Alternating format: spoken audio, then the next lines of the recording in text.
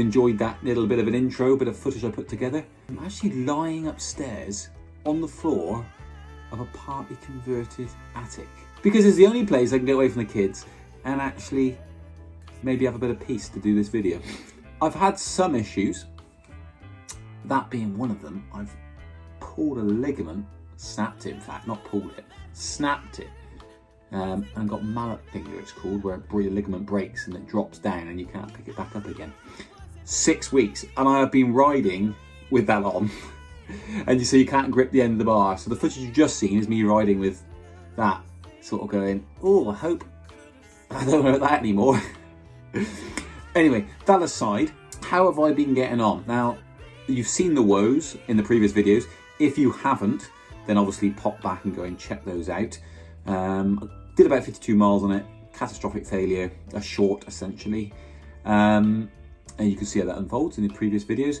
But now I have done 150 miles. Now, that's not a great deal in the cycling world, but I thought it was probably a good number to do a video review on. Now, the other day I actually did a 42-mile ride, pretty much proven. There'll be a video coming out, but pretty much proven it with mixed terrain, I suppose mostly off-road, probably a 70-30 split, 70 off-road. You get about 45 miles of charge using pretty much EMTB mode. So in terms of that, let's go straight into the things I really, really like about it. The fact that you can switch between eco mode, I don't use Tour, but eco, EMTB and turbo at the push of a button is absolutely brilliant. I've had no issues at all. It's all accessible. It's right where your thumb is, so you just lean across and change those. I have accidentally pressed them before and not realised I've swapped modes kind of thing. Usually when I get my bag out or something and sling it around to the front of me and get some things out, and I'm riding along thinking, look down and go, I've changed modes. But that's my fault, that's not the bike's fault. It has performed really, really well in terms of the suspension. I found that it just absorbs it, and the extra weight compared to a non-e-bike, I find that is actually beneficial for me, because I've come across from a motorcycle trials. I've come across from that, and this is sitting in the middle ground of that. Now in this lockdown that we're currently in, being able to head out for an hour on the bike has been brilliant. Not being able to go on a trials bike left me in a bit of like scratching my head thinking, what on earth am I going to do? And this is sat lovely in the middle of there. The weight of it holds similar to a motorbike. Now obviously the tyres are a lot thinner to what I'm used to, so I can lose grip quite quickly. Just a learning curve, but I've got on with it really, really well. And essentially, so if you haven't had an e-bike before at all, which you're most likely going to be that sort of person if you're watching these videos, I find that it essentially flattens out everything. So you're riding along, you get some steep hills. On that 42 miler I did, there were some killers, and my legs were burning by the time I got back. I knew I'd done that mileage, put it that way. But on a normal bike, non-powered, it would have been a disaster. I think I would have dropped on the floor 10 miles before I'd finished. So I think that would have been my limit. And it just tends to flatten everything out. You just go up, you're going up a hill, you think, yeah, I'll pop up there, no problem at all. So I'm doing things that, a bit like electric unicycles, like going down these trails and thinking, I don't mind doing that again, and I'm popping back up that trail. Now, one thing is easy to do is lose traction when you're going uphill. So if the weight is off the rear tyre or it's overinflated, there's so much torque kicking out that it'll spin out. So if you're going loose dirt and over a route and you push down, just like you wouldn't pull the throttle back and drop a clutch on a motorbike off-road on a slippy surface, that's right if you're pedaling up.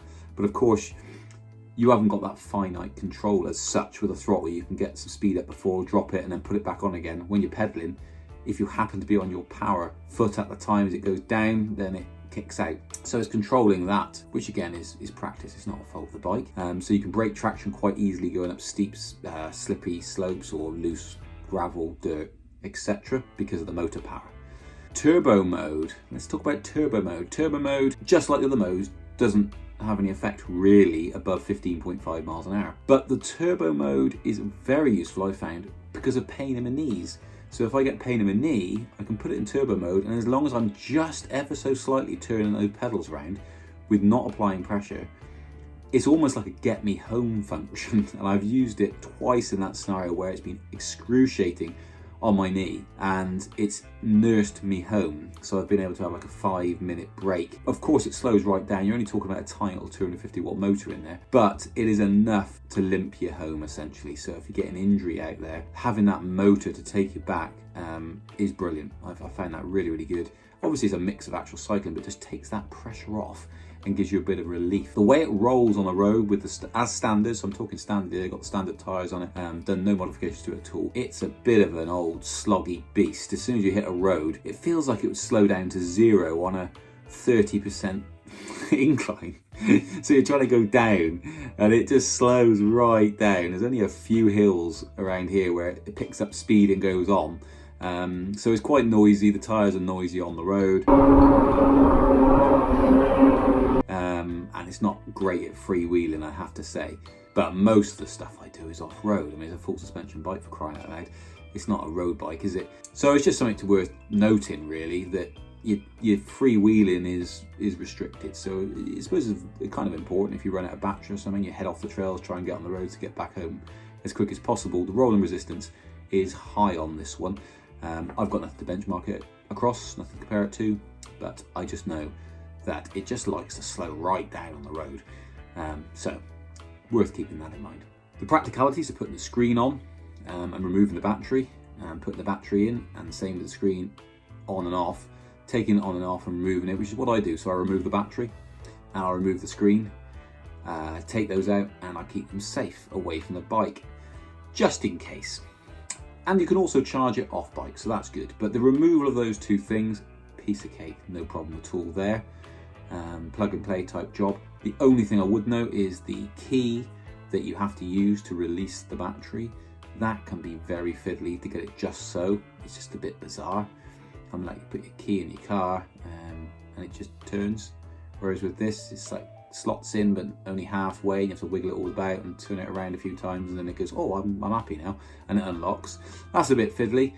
But aside from that, the push fittings, as it were, so to take off the front cover, which is nice, the rubberized cover, you can remove that by pressing it and pulling it. It doesn't just pop out by pressing the button. You have to sort of get your fingernails underneath the side of the cover and pull it off, which can be a bit awkward, but it pops off, and then the battery just pops off once the key's sorted out, and you just remove it.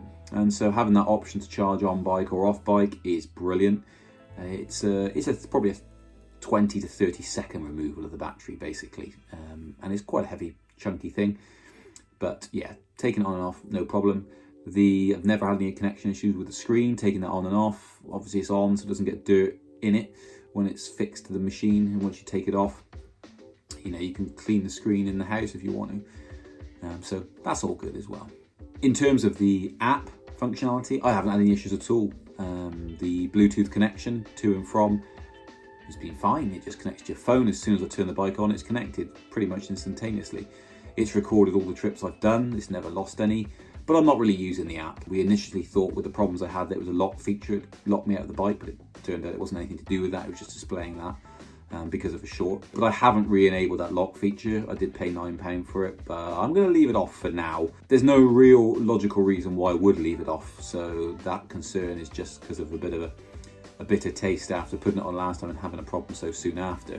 And I suppose it opens up the possibility to say that, well, let's just leave it unlocked for now, and then I'll set it at some point in the future. And if it fails immediately after that, then we'll know that it is related to that in some way, but it isn't. It's just me.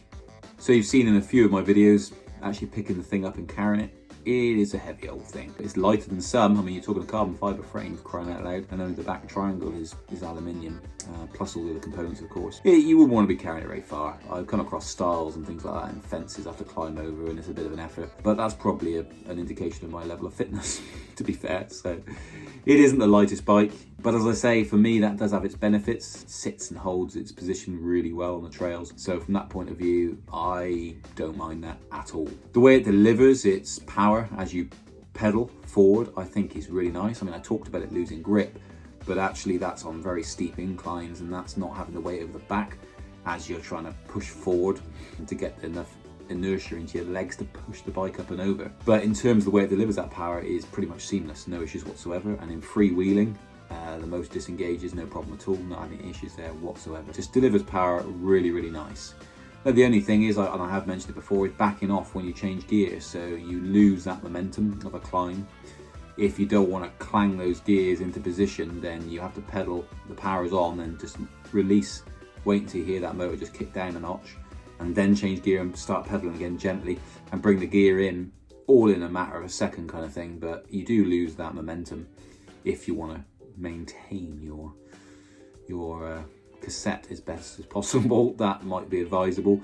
You could just crunch them and just replace it more often, but I've been trying not to. So where do I stand so far as a complete noob to this bike? I absolutely love it. I think it's brilliant. Those massive wheels are just great for me. Just being able to roll over stuff that's lying in your way, drop off big drops, and just feel confident that the thing's just going to roll and tumble over them. Love it. Yeah, I mean, the only thing I suppose I'm missing at the moment is some lights. It'd be really nice if it had an inbuilt light somewhere, I guess, but they don't really, do they? You have to buy those externally. So that's what I've been lacking, is once all the kids are there and stuff, and you think, right, now I've got some free time, let's head out. It's dark even now. We are going to have some light nights soon, but yeah, really enjoying it. If you're still not sure, and you're still not sure you want to commit that level of money to it, then obviously keep watching these videos. Like them, subscribe, hit the bell notification, and then I'll keep you posted. So the next time I'll do a review is at 500 miles.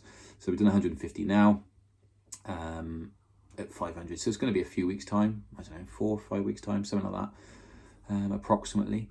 And I'll update you. I've got another video coming out, so it's worth subscribing for that. I've got a 6 amp charger coming. It's a Bosch charger. It's going to be versus the 4 amp that I've now got. It came with a 2 amp, again, previous videos, but I happen to have a 4 amp charger now. I've ordered a 6 amp, and just going to show you guys the charge time differences between the two and whether it's worth getting it. So yeah, to be fair, if you're doing 42 miles and you want to rapid charge the thing or quick charge it at 6 amps to try and go back out again to do another 42, you must be mad. And on that note, I will see you on the next video.